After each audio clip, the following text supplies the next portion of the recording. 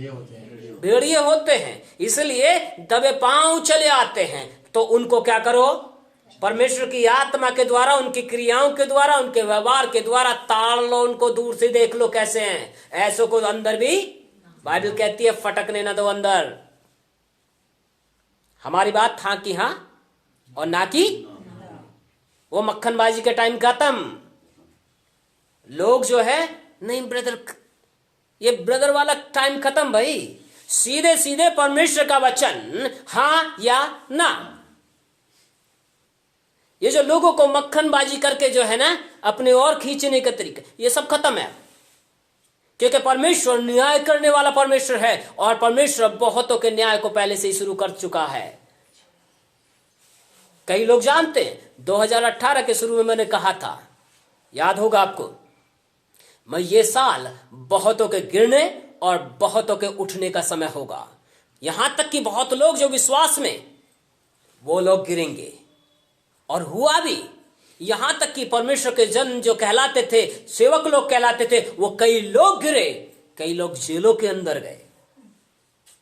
क्योंकि किसी को नहीं पता, लेकिन अंदर छिप के जो कर रहे थे उसके कारण वो पकड़े गए और जेलों में भी गए। सो परमेश्वर का आत्मा जब कुछ कहता है प्रियो, याद रहे हम भविष्यवाणियों को तुच्छ ना जाने। क्योंकि भविष्यवाणियां इसके लिए हैं ताकि कलीसिया उन्नति करे। परमेश्वर के लोग क्या करें? उन्नति करें। यह आपको काटने छाटने के लिए नहीं है, लेकिन परमेश्वर क्या चाहता है, इससे पहले की चीजें हों, हम अनभिज्ञ ना रहें, हम गलतियों में ना रहें, लेकिन इस बात में रहें कि परमेश्वर ने पहले से ही बता दिया है। इसलिए हम सचेत हों और परमेश्वर की सामर्थ और उसके अभिषेक में बढ़ते चले जाएं, उसके वचन में बढ़ते चले जाएं। और जो वचन पे मन लगाता है वो कल्याण। हालेलुया। सो वचन पे मन लगाने वाले बनिए। भविष्यवाणियों को तुच्छ मत जानिए। वो नहीं चाहिए हमें जो कलीसिया की उन्नति के लिए ना हो। मक्खनबाजी वाली भविष्यवाणियां बहुत होती हैं, मक्खनबाजी वाली नहीं चाहिए। आपके मेरे पापों को दर्शाने वाली, आपकी मेरी कमियों को दर्शाने वाली, ताकि हम बिल्कुल पवित्र पाक हो करके परमेश्वर के सम्मुख खड़े होने वाले ठहर जाएं। चलिए, एक और चीज जो होने जा रही है आज कुछ अलग तरीके से, मैं प्रचार नहीं, लेकिन परमेश्वर का आत्मा जो करना चाह रहा है, मैं सिर्फ वो बातें आपको बता रहा हूं। मेरे साथ आप निकाले भजन नीति वचन 27, और आप भी जो मुझे देख रहे हैं, आप भी नीति वचन 27 में पहुंचे। अब और दूसरी काम क्या करना है? जब चीजें होने जा रही हैं, उथल पुथल हो रहे हैं, तो आपके मेरे जिम्मेदारी क्या बनती है? नीति वचन 27 और उसके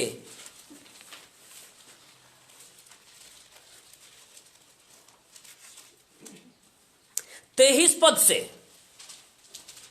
हम पढ़ना शुरू करेंगे। नीति वचन 27 और उसके 23 पद।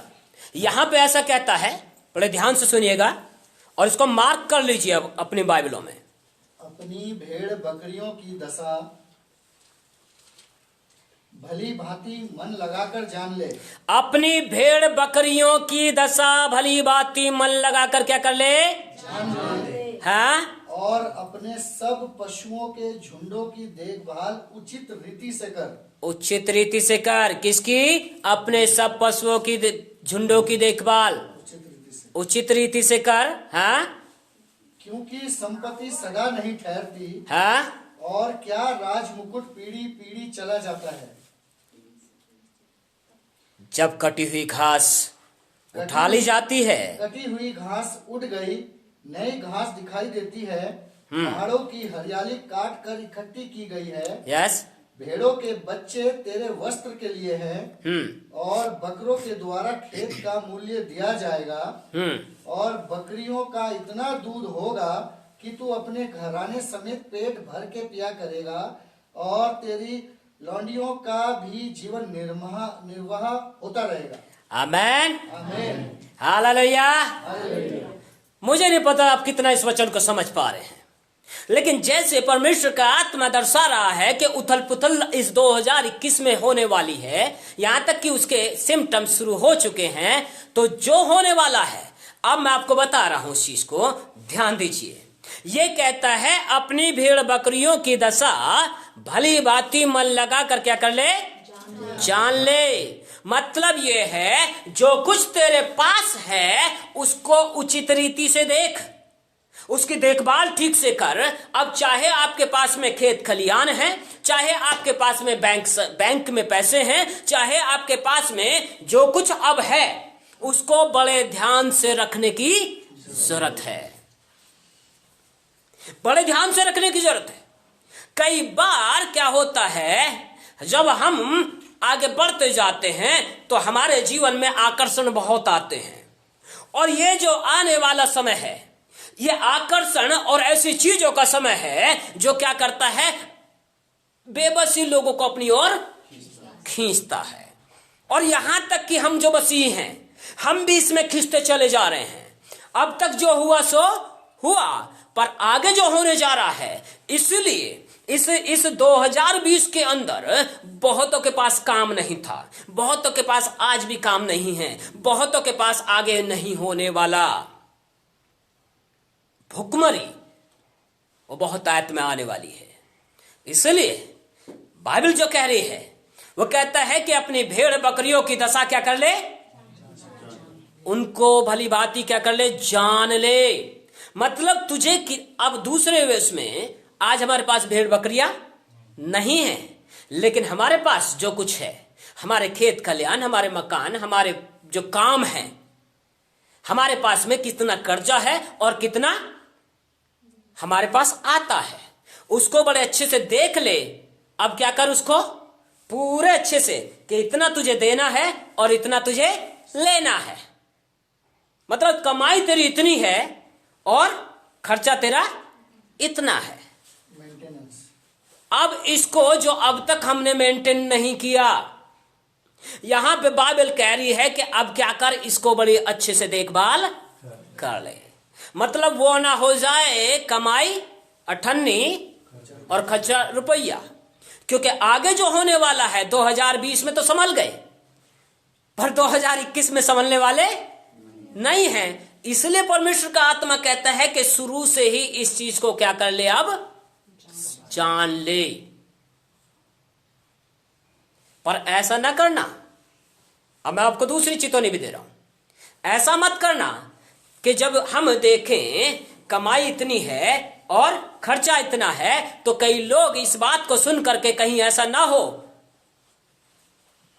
कि भाई मैं अपना अब परमेश्वर के भवन में ले जाना भी क्या कर दूं, 10वां हिस्सा भी बंद कर दूं। तो इससे क्या होगा, इससे आपके खुद के नुकसान होगा, दूसरा किसी का नुकसान होने वाला नहीं है। क्योंकि ये हमारे जीवन का वो हिस्सा है जो हम परमेश्वर का है, परमेश्वर को दें, और जो राजा का है, जो टैक्स है वो अलग है। टैक्स जो है वो हम टैक्स दे, जो परमेश्वर का परमेश्वर को और सरकार का सरकार को। तो अगर हम ऐसा चलेंगे तो परमेश्वर हमारे हाथों के कार्यों को आशीषित करेगा और हम फलवंत होते चले जाएंगे। लोगों के पास रोजगार हो ना हो, लेकिन आपके पास रोजगार होगा। आमेन, आमेन। दूसरी चीज जो बोलने जा रहा हूं अभी, आपको बहुत सारे मौके मिलेंगे ये कुछ ही समय में, आने वाले समय में, कि आप अपने जीवन के लिए बहुतायत में इकट्ठा कर सकें। लेकिन जब इकट्ठा करें तो ध्यान लें इस बात का कि परमेश्वर को परमेश्वर का हिस्सा पूरे सावधानी के साथ दें, क्योंकि उससे क्या होगा कि जो आपके पास आएगा वो थमा रहेगा, और आप अपने जीवन में जो जितने कम से आपके शरीर का, आपके घर का खर्चा चल सकता है, उतने में चलाना शुरू करिए। ज्यादा आकर्षण और ज्यादा दिखावा नुकसानदायक होगा। अब तक जो हो गया, लेकिन अब ज्यादा जो है हमें लोगों को दिखाना, ज्यादा कुछ चीजें करनी, ये कैसा होगा, नुकसानदायक होगा। इसलिए जितने कम में हमसे काम चल सकता है उतना कम में काम चलाएं, क्योंकि जब चारों तरफ कमियां आए तो आपके पास क्या रहे, हालेलुया, आपके पास भरपूरी रहे। सो अपने उसको संभाल के रखिए, ट्रेजरी को, अपने उस गल्ले को संभाल के रखिए। ये यही कह रहा है, और अपनी भेड़ बकरियों की दशा भली भांति मन लगा कर क्या कर ले, जान ले, और अपने सब पशुओं के झुंडों की देखभाल उचित रीति से कर। मतलब जो है उसको बड़े ध्यान से, मतलब जो काम मिला है उस काम को पूरे ईमानदारी के साथ करते चले जाइए। उसमें कोई भी दगाबाजी मत करिए। इसलिए नहीं कि दूसरे करते हैं, इसलिए क्योंकि यीशु आप में बसता है और लोगों के जीवन में आपके जीवन से छाप जानी चाहिए। ठीक है, आपके जीवन पे क्या जानी चाहिए? छाप जानी चाहिए। ईमानदारी के साथ करते चले जाइए। एक तरफ परमेश्वर के भवन में, दूसरी तरफ आपके अपने खत्ते, दोनों फुल होने चाहिए। क्योंकि जब आपके खत्ते में कमी हो तो परमेश्वर के भवन से, खत्तों में से, क्योंकि वचन कहता है इस बात को, परमेश्वर के भवन में लेके आओ ताकि बहुतायत में रहे। और वो क्या आए?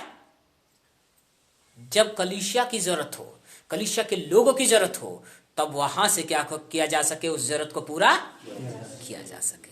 बहुत ध्यान देने वाली बात है।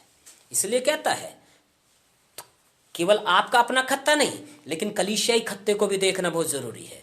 तो अब हमें क्या करना पड़ेगा? नए वर्ष के इस शुरू होने से पहले अब हमें क्या करनी पड़ेगी? एक पूरी अपने आप को स्ट्रेटेजी बनानी पड़ेगी। क्योंकि जब मिस्र और पूरे वर्ल्ड के अंदर क्या आया? अकाल आया, तब परमेश्वर ने यूसुफ को खड़ा किया और यूसुफ उस मिस्र देश का क्या बना? प्रधानमंत्री बना। और बाइबल कहती है प्रभु की आत्मा यूसुफ में बसती थी। और उसने क्या किया? क्योंकि पहले 7 साल तो क्या हुए? बहुतायत के हुए, लेकिन उसके बाद 7 साल जो हुए अकाल के हुए। सो आपको जो मिलने जा रहे हैं, ये जो अगले 5-6 महीने जो मिलने जा रहे हैं, ये बहुतायत के आपके जीवन के मिलने जा रहे हैं प्रियो। इसमें जितना हो सके संभालते रहिए, संभालते रहिए। लेकिन आगे, उसके आगे जो होने वाले हैं वो कठिन समय होंगे। हालेलुया। यही आपके जीवनों के लिए चितौनियां आज। पहली चितौनियां क्या थी? एक दूसरे को संभालना शुरू कीजिए।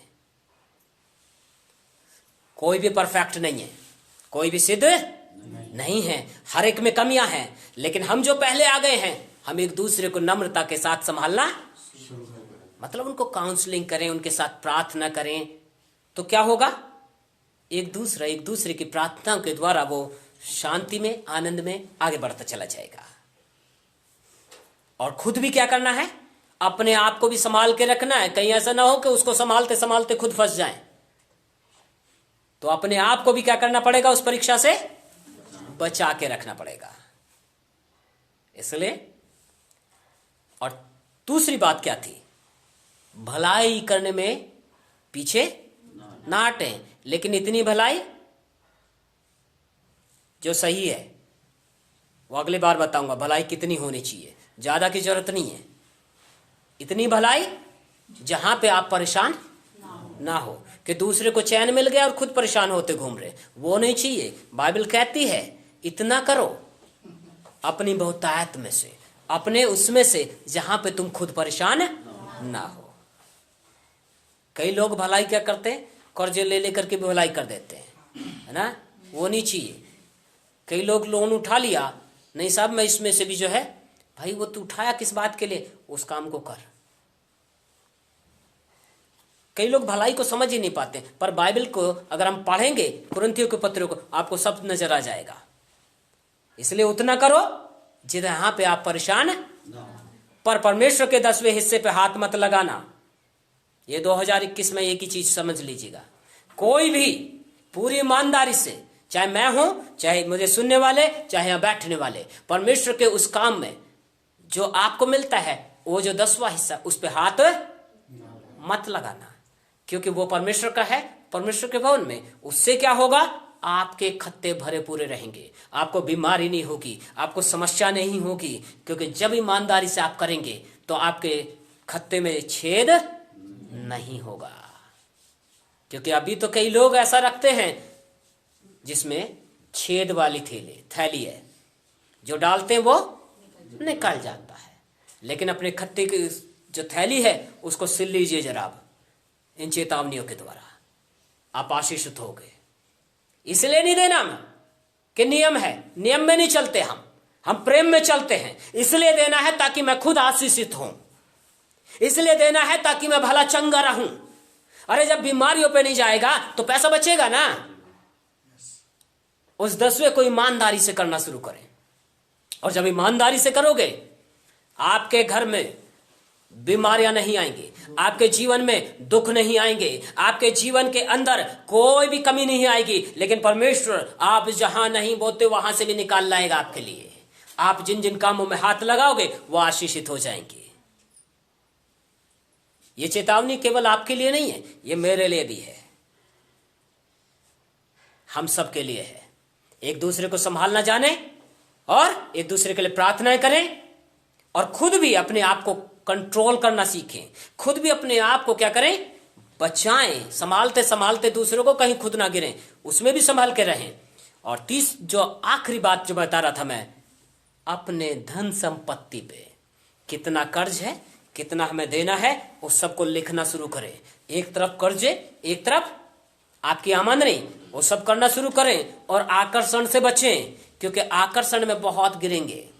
आकर्षण का समय खत्म, लेकिन दुनिया के आकर्षण में जिएगी, और आकर्षण के कारण क्या होगा, वो बहुतायत में खर्च करेंगे और गिरते चले जाएंगे। और जब कठिन समय आएंगे तब उनके पास नहीं होगा। इसलिए जब कठिन समय आएगा तो आपके मेरे पास रहे।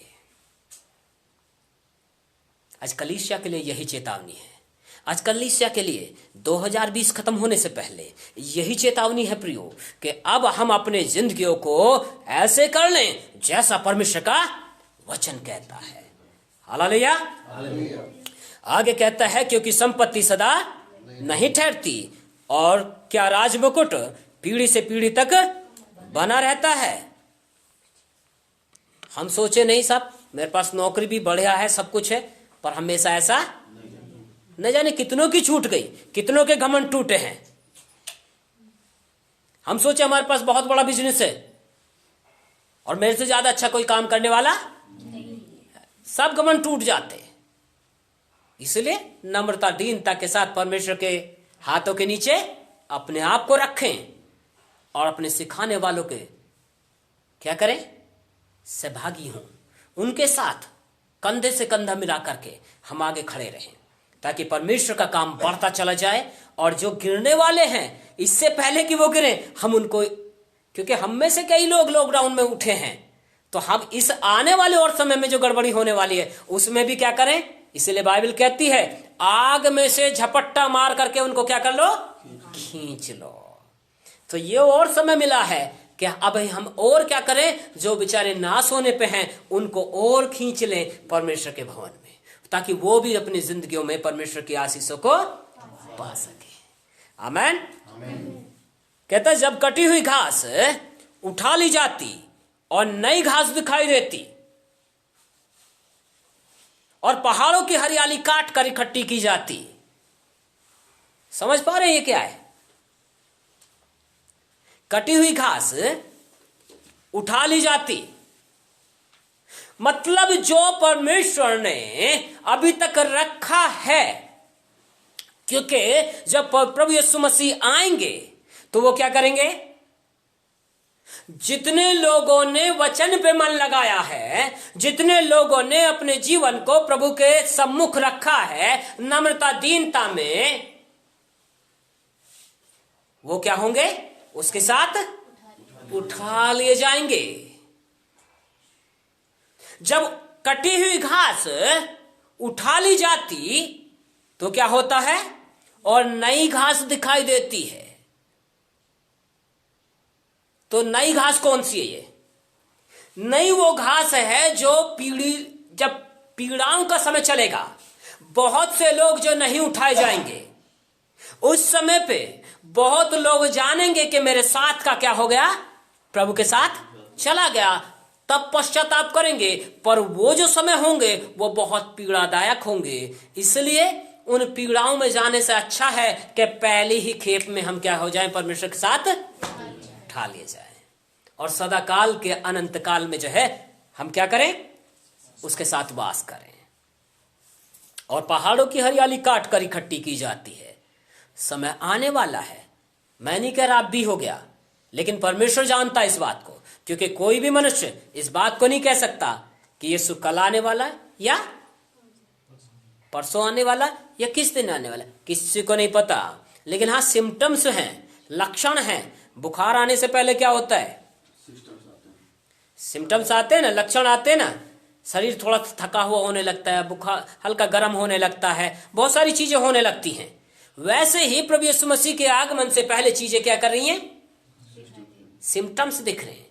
भुखमरी, अकाल, चारों तरफ जो है नई नई बीमारी और बीमारियों की चर्चा, ये क्या चल रहा है, उसके आने से पहले की क्या है, सारे सारे लक्षण हैं। और जब ये लक्षण हैं तो यहां पे मुझे और आपको क्या करना पड़ेगा, सतर्क होना पड़ेगा। सो आकर्षण छोड़िए, जो प्रभु ने दिया है उसको बड़ी आती देखिए, अब है क्या क्या क्या क्या। और अगर उसमें से कुछ जाने के लिए तैयार बैठा है तो कोशिश करिए कि अब उसको वापस कैसे। और अगर आपको समझ में नहीं आ रहा है, कलीसियाई रूप में प्रार्थना कीजिए, परमेश्वर के दासों के साथ मिलकर के प्रार्थना कीजिए, ताकि उन चीजों को परमेश्वर का आत्मा बताए कि कैसे उन चीजों को हम रोक के रख सकें। कठिन दौरों में पहुंचने से पहले आपके पास में बहुत आत्मा होना चाहिए। हालेलुया। तब कहता है 26 पद, तब भेड़ों के बच्चे तेरे वस्त्र के लिए होंगे और बकरों के द्वारा खेत का मूल्य दिया जाएगा। मतलब जो आपका कर्जा है वो भी चला जाएगा। लेकिन कैसे, जब आप संभालना सीख जाओ, जब आप आकर्षण में न चलो, जब आप चीजों को सही तरीके से वास्तविक रूप में लेके चलना शुरू करो और परमेश्वर के वचन के आधार पे करना शुरू करो कामों को,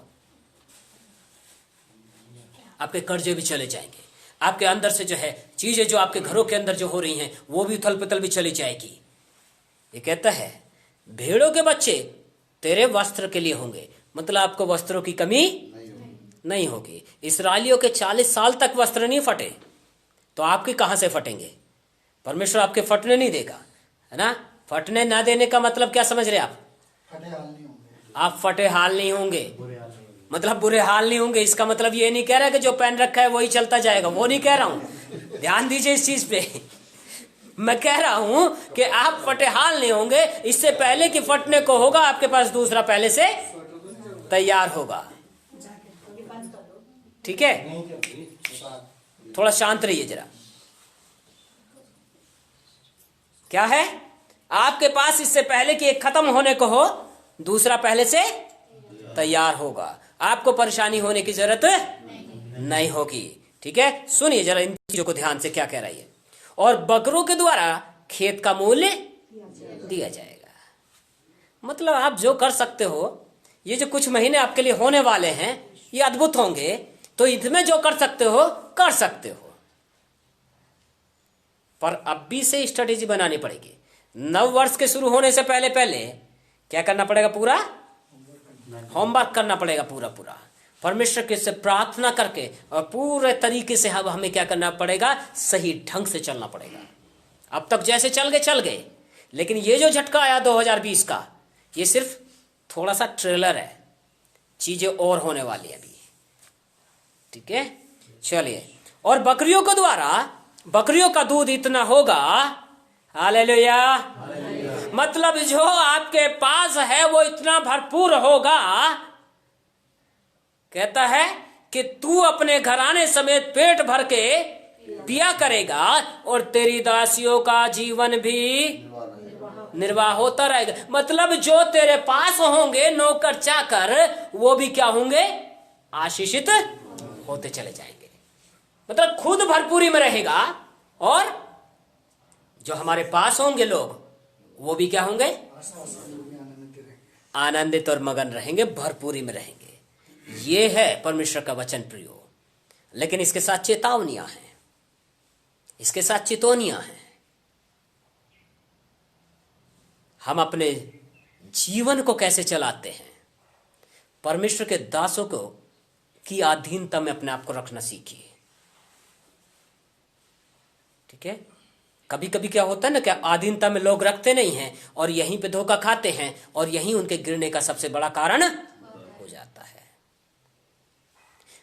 दाऊद ने, परमेश्वर ने दाऊद को चुना, लेकिन राजा साउल जब तक जिंदा रहा दाऊद ने कभी उसका सामना नहीं किया। बहुत संभलने वाली बात है, कभी नहीं किया। यहां तक कि साउल ने कई बार उसके ऊपर वार भी किए, पर कभी दाऊद ने पीछे मुड़ के नहीं किया। लेकिन वो राजा जैसे साउल कुछ बोलता, हाँ मेरे स्वामी, तुरंत तैयार होता। ये दर्शाता है उसकी अधीनता को उसने, चाहे बेशक कैसा भी था वो, लेकिन उसकी अधीनता को उसने क्या किया। मैं इसका मतलब ये नहीं कह रहा कि परमेश्वर के दास भी लोग भी क्या हो जाए, उदंडी हो जाए ना, ये नहीं कह रहा हूं मैं, उनको परमिट नहीं दे रहा। लेकिन मैं हूं चाहे कोई और परमेश्वर का जन हो, लेकिन वो भी क्या रहे, नम्र और दीनता के साथ एक दूसरे भाइयों के साथ में क्या करे, भाइयों के प्रेम, बहनों के प्रेम में जो है अपने आप को रखने वाला और एक दूसरे को उठाने वाला होना चाहिए। इन दिनों में याद रख लीजिए, एक दूसरे को संभालना सीखें। ज्यादा से ज्यादा जब हम इन दिनों को आते देख रहे हैं, उतना ज्यादा अपने आप को संगति में रखें, प्रार्थना में रखें, वचन में रखें, और जितना हम वचन में मन लगाएंगे उतना हमारा कल्याण होता चला जाएगा। कोई और तरीका नहीं है प्रियो, कोई शॉर्टकट्स नहीं है। एक कोई कहता है मेरे से, जो है अभी परसों की बात है, मेरे गैस वाला कहता है कि सर मुझे आपसे काम था। मैं बताओ, कहता पैसा बहुत आता है पर रुकता नहीं है।